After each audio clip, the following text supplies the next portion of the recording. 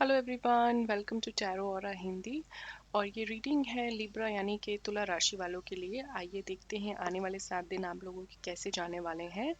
तो ये एक जनरल टाइमलेस रीडिंग होगी। जब भी आप इसे देखते हैं तब से ये आपसे रेजोनेट करेगी।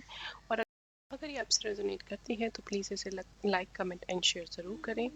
और हमें सब्सक्राइब करना ना भूलें। तो यहाँ पे मैं 3 कार्ड्स निकालने वाली हूँ। एक पहला कार्ड आपकी हेल्थ को लेकर, दूसरा कार्ड आपके फिनेंसेस को लेकर और तीसरा कार्ड आपकी लव लाइफ को लेकर। तो आप यहाँ कार्ड से कनेक्ट कर सकते हैं।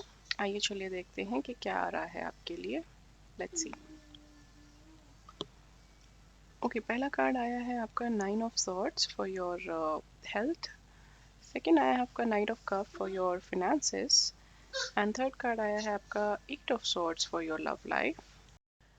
9 ऑफ सॉर्ट से आपकी हेल्थ में मुझे ऐसा लगता है आने वाले 7 दिनों में हो सकता है कुछ आप प्रॉब्लम फेस करें अपनी हेल्थ को लेकर। Might be some kind of migraine और या फिर कुछ मेंटल हेल्थ प्रॉब्लम या फिर स्लीपलेसनेस और एंजाइटी डिसऑर्डर। कुछ हो सकता है कि आपको आने वाले टाइम में इन चीज़ों से या ऑलरेडी डील कर रहे हैं या फिर ऐसा कुछ हो सकता है आने वाले 7 दिनों में। तो मेक श्योर कि आप सेल्फ मेडिकेशन पर ना जाएं। एक प्रॉपर अपने डॉक्टर के साथ कंसल्ट करके अपने मेडिसिन्स लें। बिकॉज सेल्फ मेडिकेशन से आप अपनी प्रॉब्लम को और ख़राब कर सकते हैं।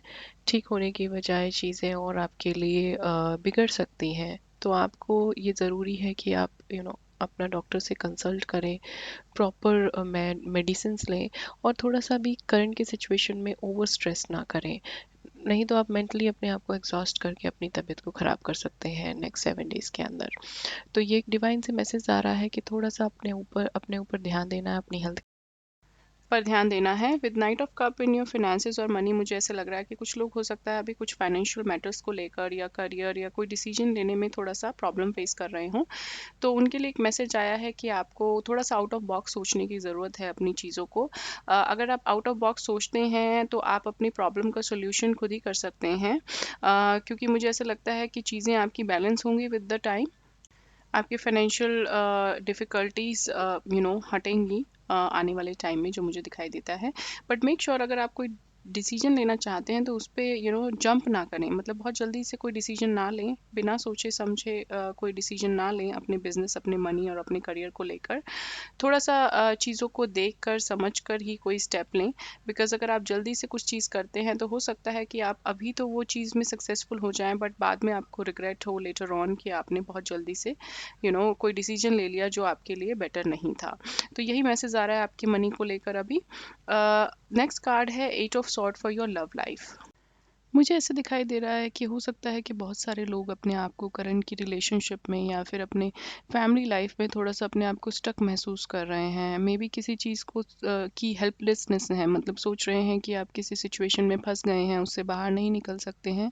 लेकिन ऐसा नहीं है, आप अपने आप को ज़बरदस्ती किसी सिचुएशन में ट्रैप करे हुए हैं। इससे आप इजीली बाहर निकल सकते हैं अगर आपको पता है सिचुएशन का कि आपका पर्सन आपके लिए राइट पर्सन नहीं है।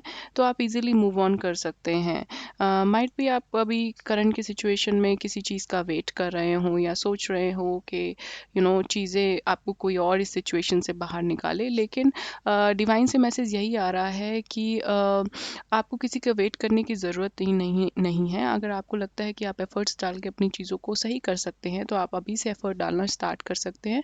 और अगर आप नहीं कर सकते हैं तो you can easily move out.